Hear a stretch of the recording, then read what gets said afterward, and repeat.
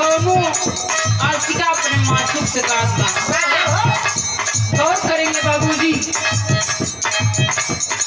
वहाँ समय लोगन बहुत नशा पत्ती करत है, सबसे थोक तो जिले थे, लेकिन अगर नशा करत है तो ओकर मन जवन बा नशा के नहीं होता। बिना नशा करे अगर सुरती खाता तो सुरती चाहे तम्बाकू जवन कुछ सुपारी सुरती खाता, बिना नशा के जिए वाला नहीं है। दुल्हनिया कहा था के पान जन जान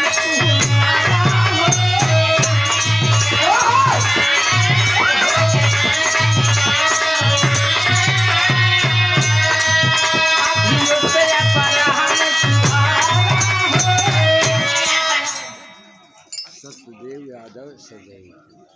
आप श्रीमान बाबू सत्यदेव यादव सजई आपके कर कमलों से 102 रुपया का पुरस्कार आशीर्वाद, बहुत बहुत प्राण बा, आशीर्वाद की प्रतीक्षा बा। प्रांगण में बैठे हुए महान लोग देवता के रूप में पधारे हुए सबसे बहुत बहुत प्राण बा। कहना बा दुल्हन अपने स्वामी से कहा था बतिया को ध्यान नहीं देना के पान जन जान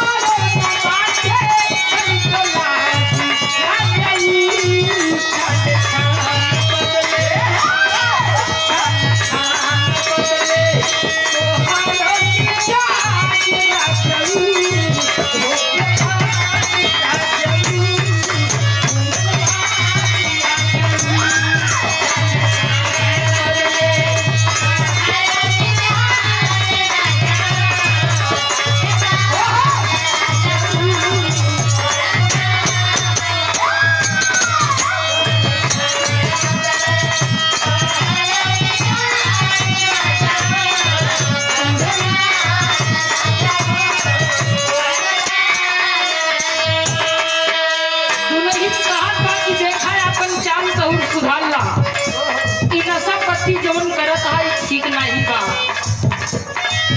खाके पानी जन जान तू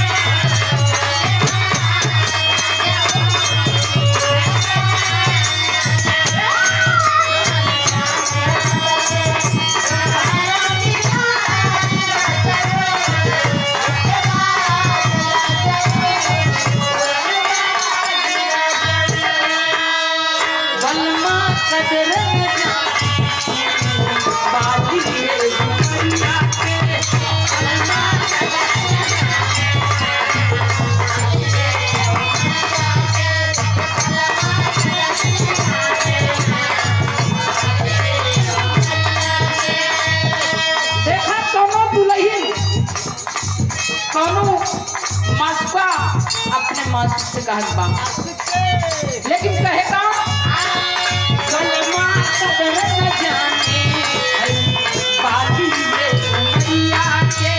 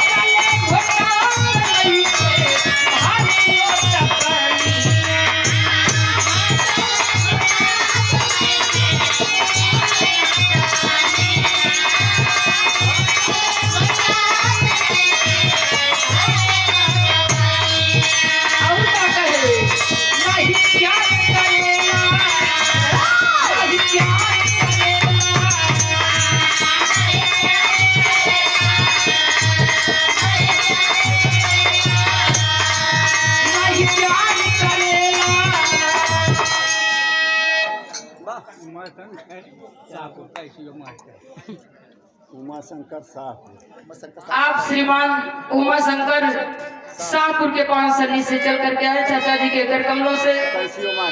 कैसियो मास्टर साहब जी हैं आप, आपके कर कमलों से 20 रुपए का पुरस्कार। बहुत बहुत प्रणाम बा। जनता जनार्दन श्रोतागढ़ से बहुत बहुत प्रणाम बा। आशीर्वाद के प्रतीक्षा बा।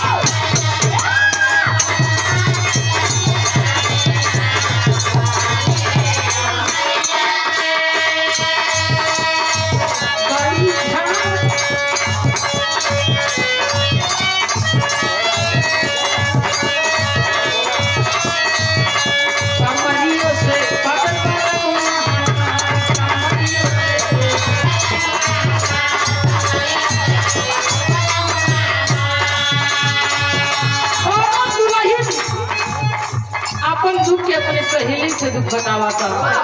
सत्य